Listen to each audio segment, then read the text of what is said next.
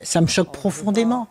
Et même par rapport aux nouvelles générations, est-ce que vous imaginez l'impact qu'une décision comme ça peut avoir? Non seulement sur l'économie du pays, parce que du coup, les gens vont avoir peur, économiser, ça va figer, donc un impact économique considérable, un impact sur l'anxiété de la nouvelle génération. C'est ça l'objectif du pays?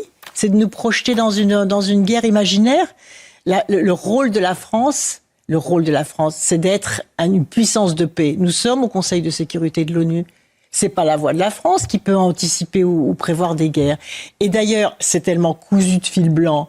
Vous savez ce que disait Machiavel, c'est qu'un leader faible rêve de se transformer en chef de guerre. C'est ça qui est en train de se passer. Pour maintenir un peuple dans l'obéissance et le silence, inventez-lui un ennemi. Faites-lui peur et dénoncez ceux qui veulent la paix comme des antipatriotes et des ennemis de la patrie. On y est. Un leader faible rêve de se transformer en chef de guerre et qui déclenche une guerre pour éviter des troubles intérieurs finit toujours par accélérer sa propre perte.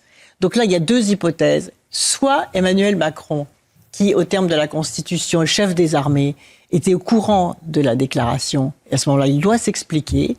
Soit il n'était pas au courant et à ce moment-là, le chef d'état-major doit démissionner.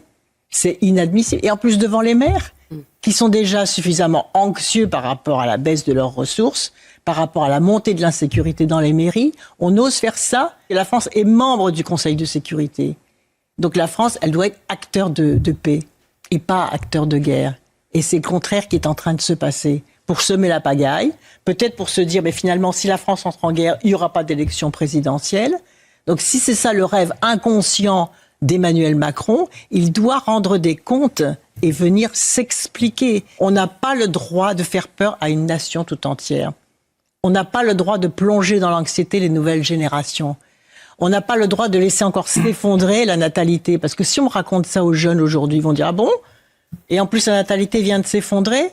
On aura encore moins d'enfants. Pour faire des soldats ? Mais qu'est-ce que c'est que cette histoire ?